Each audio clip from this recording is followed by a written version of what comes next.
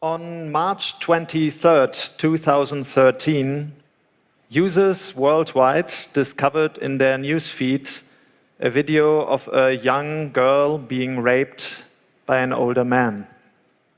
Before this video was removed from Facebook, it was already shared 16,000 times, and it was even liked 4,000 times.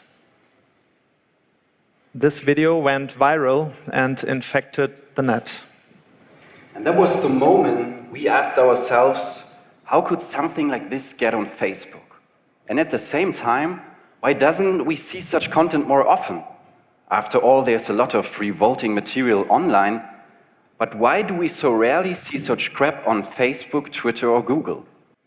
While image recognition software can identify the outlines of sexual organs, blood, or naked skin in images and videos, it has immense difficulties to distinguish pornographic content from holiday pictures, Adonis statues, or breast cancer screening campaigns. It can't distinguish Romeo and Juliet dying on stage from a real knife attack. It can't distinguish satire from propaganda, or irony from hatred, and so on and so forth. Therefore, humans are needed to decide which of the suspicious content should be deleted and which should remain. Humans whom we know almost nothing because they work in secret. They sign non-disclosure agreements which prohibit them from talking and sharing what they see on the screens and what this work does to them. They are forced to use code words in order to hide who they work for. They are monitored by private security firms in order to ensure that they don't talk to journalists. And they are threatened by fines in case they speak. All of this sounds like a weird crime story, but it's true. These people exist, and they are called content moderators. We are the directors of the feature documentary film The Cleaners, and we would like to take you to a world that many of you may not know yet. Here's a short clip of our film.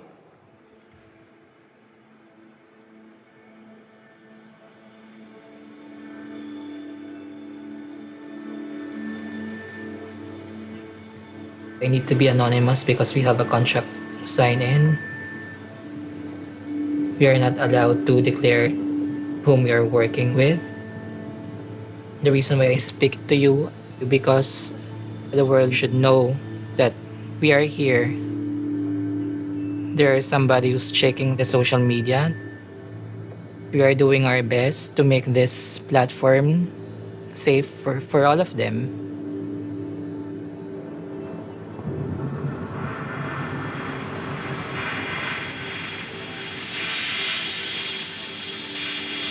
Delete, ignore, delete, ignore, delete, Ignore, ignore, delete, ignore, delete.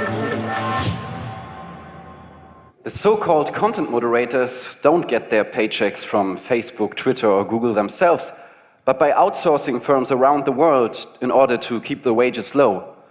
Tens of thousands of young people looking at everything we are not supposed to see. And we are talking about decapitations, mutilations, executions, necrophilia, torture, child abuse. Thousands of images in one shift, ignore, delete, day and night. And much of this work is done in Manila, where the analog toxic waste from the Western world was transported for years by container ships. Now the digital waste is dumped there via fiber optic cable. And just as the so-called scavengers rummage through gigantic tips on the edge of the city, the content moderator click their way through an endless toxic ocean of images and videos and all manner of intellectual garbage, so that we don't have to look at it. But unlike the wounds of the scavengers, those of the content moderators remain invisible. Full of shocking and disturbing content, these pictures and videos burrow into their memories, where at any time they can have unpredictable effects. eating disorders, loss of libido, anxiety disorders, alcoholism, depression, which can even lead to suicide. The pictures and videos infect them and often never let them go again. If they are unlucky, they develop post-traumatic stress disorders, like soldiers after war missions. In our film, we tell the story of a young man who had to monitor live streams of self-mutilations and suicide attempts again and again, and who eventually committed suicide himself. It's not an isolated case, as we've been told. This is the price all of us pay for our so-called clean and safe and healthy environments on social media. Never before in the history of mankind has it been easier to reach millions of people around the globe in a few seconds. What is posted on social media spreads so quickly, becomes viral, and excites the minds of people all around the globe. Before it is deleted, it is often already too late. Millions of people have already been infected with hatred and anger, and they either become active online by spreading or amplifying hatred, or they take to the streets and take up arms. And therefore, an army of content moderators sit in front of a screen to avoid a new collateral damage.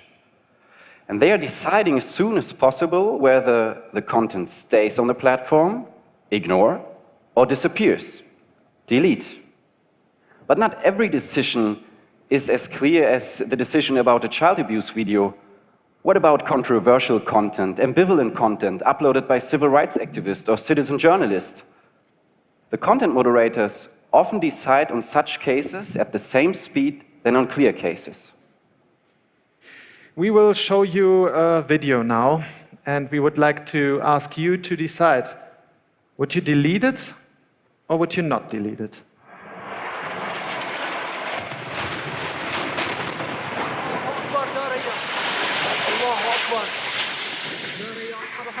سنة وابنه هنيك في عنا 10 جثث في 10 جثث ومعظم 4 أطفال. Yeah, we did some blurring for you. A child would potentially be dangerously disturbed and extremely frightened by such content.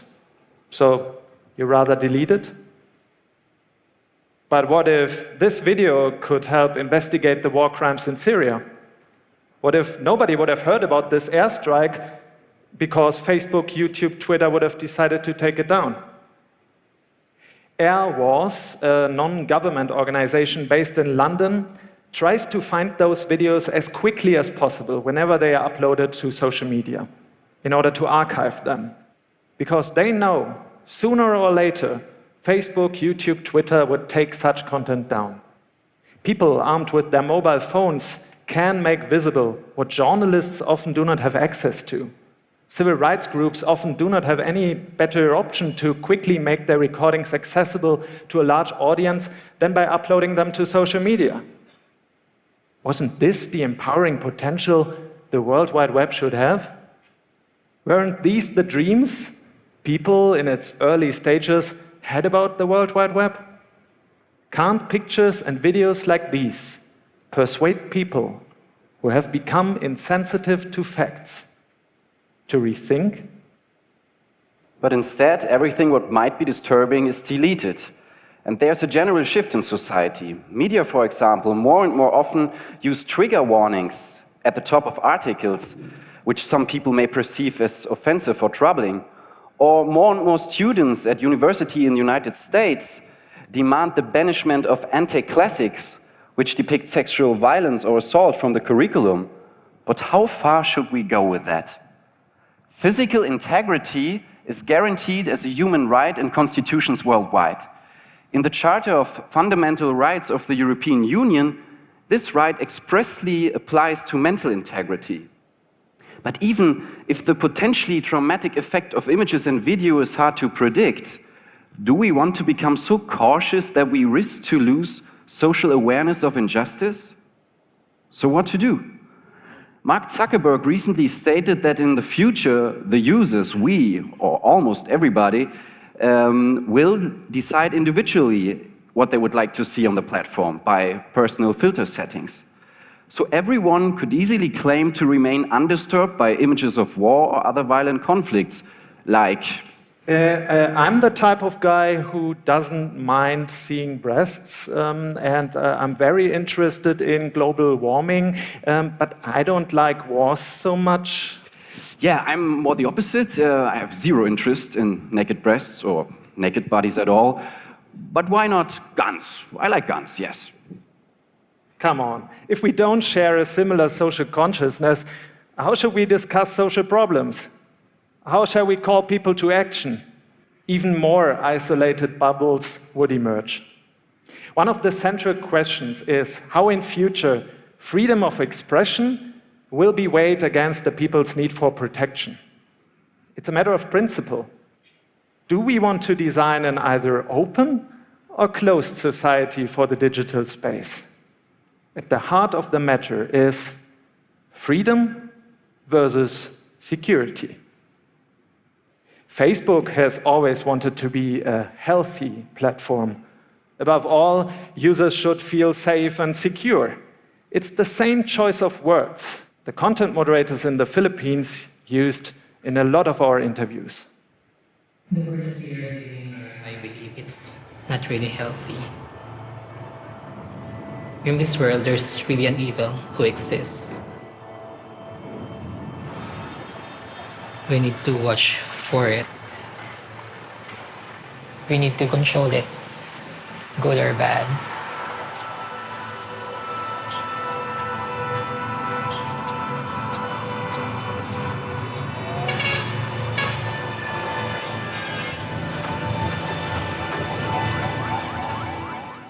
For the young content moderators in the strictly Catholic Philippines, this is linked to a Christian mission: to counter the sins of the world which spread across the web. Cleanliness is next to godliness, is a saying everybody in the Philippines knows. And others motivate themselves by comparing themselves with their president, Rodrigo Duterte. He has been ruling the Philippines since 2016, and he won the election with a promise: I will clean up. And what that means is eliminating all kinds of problems by literally killing people on the streets who are supposed to be criminal, whatever that means. And since he was elected, an estimated 20,000 people have been killed.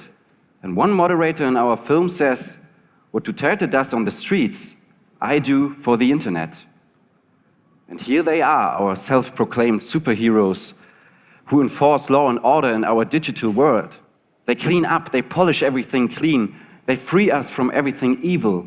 Tasks formerly reserved to state authorities have been taken over by college graduates in their early 20s, equipped with a 3 to 5 day training, this is the qualification, who work on nothing less than the world's rescue. National sovereignties have been outsourced to private companies, and they pass on their responsibilities to third parties. It's an outsourcing of the outsourcing of the outsourcing which takes place. With social networks, we are dealing with a completely new infrastructure, with its own mechanisms, its own logic of action, and therefore also its own new dangers, which have not yet existed in a pre-digitalized public sphere. When Mark Zuckerberg was at the US Congress or at the European Parliament, he was confronted with all kinds of critics. And his reaction was always the same. We will fix that. And I will follow up on that with my team. But such a debate shouldn't be held in back rooms of Facebook, Twitter, or Google. Such a debate should be openly discussed in new cosmopolitan parliaments, in new institutions that reflects the diversity of people contributing to an utopian project of a global network. And while it may seem impossible to consider the values of users worldwide, it's worth believing that there's more that connects us than separates us. Yeah, at a time when populism is gaining strength, it becomes popular to just fight the symptoms, to eradicate them, to make them invisible. This ideology is spreading worldwide, analog as well as digital. And it's our duty to stop it before it's too late. The question of freedom and democracy must not only have these two options. Delete or ignore. Thank you very much.